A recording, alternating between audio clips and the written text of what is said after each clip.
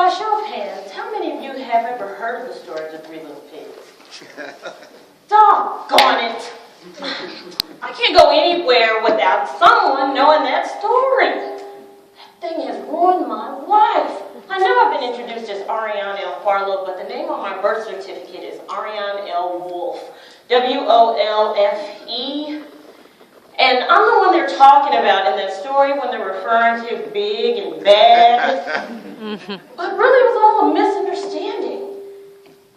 I'm glad you all are here tonight because I get to tell my side of the story. Fellow Toastmasters, honored guests, Mr. Contest Master, I want you all to know how I came in contact with those pigs and their reputation in the neighborhood.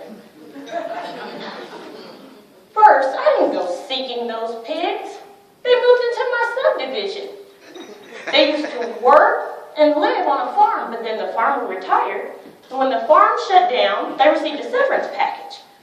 The first pig wanted to buy a lifetime supply of soda, the second a lifetime supply of chips, but the third, and obviously the smartest of the three, convinced them to buy some real estate and some building materials.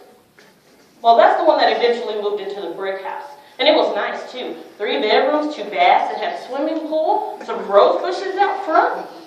That one was catty corner from my house. I lived directly across from the straw house and next door to the one made of sticks. They chose for the lesser material so that they could still get the foods that they wanted.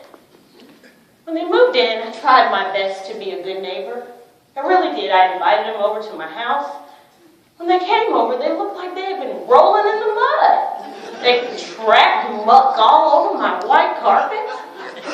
I invited them to the neighborhood block party. They didn't even bring anything. It was a potluck. You would think someone who had a lifetime supply of soda and chips, they would bring something. But nothing.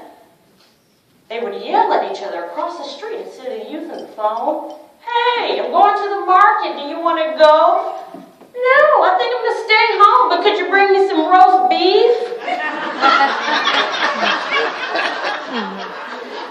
The one next door to me that lived in the stick house, he was probably the most obnoxious of all. Every time he came home, he would start at the corner, and he would wee, and he would go past my house until he got to his driveway, all the way home.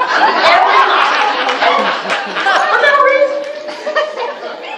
They were also known for throwing these large parties. And that's what brings me to what I like to call the incident. So, depending on what version of the story you've heard, let me dispel some rumors for you. No one died in a house collapsing. I didn't eat anyone. And third, only one house was damaged, not 2. And even that was an accident. After one of their large parties, I went outside the next morning to get my paper, and there were empty soda pop bottles and empty bags of chips all over my lawn. So I went across the street to the straw house where the party was, and I would have knocked on the door, but no one would have heard me. It's made out of straw. So I had to call, little pigs, woo, pig suey. And he answered the door. What do you want, Wolf? I said, I've been more than tolerant of your little parties and whatnot, but you can't leave your junk all over the lawn. Somebody going to come pick that up? The other brothers, maybe they spent the night or came over that morning, I don't know. But I could hear obnoxious stick homeowner number 2 in the background, and he said, tell her we're not going to pick up anything, not by the hairs on her chinny chin chin. I probably should have gone home. Probably could have avoided the entire situation. But I didn't. I retorted, you know what? I don't have to take this from you, you obnoxious, uncultured swine. We exchanged words. We drew the attention of some of our neighbors. They came outside with their cell phone. They're Instagramming us, Facebooking, YouTubing. Of course, they're inside the house. I'm outside the house, so it looks like I'm the antagonist. to one another, and I could feel it. Maybe it was the dandelion straw. Something got in my nose, and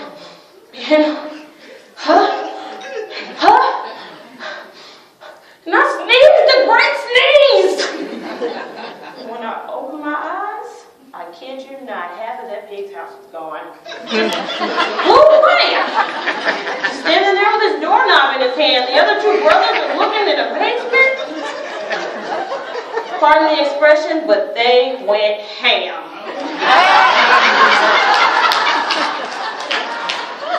I don't know who called the police, maybe the neighbors, but they came and some news reporters came and the neighbors were showing them the footage over the phone. I got arrested. I got charged with second-degree assault on these pigs, animal endangerment, felony sneezing. I didn't even know that was a crime. Had to replace the house. It cost me $18 whole to replace all that hay. I think George Bernard Shaw said it best.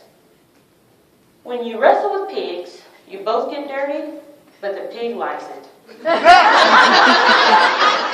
that was certainly the case in this instance. I had to change my name, moved away. But that's okay, because now you all know what really happened that day.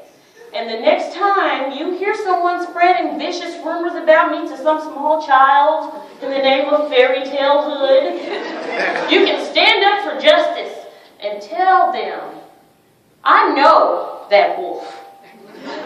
She's not that bad. Mr. Contest now.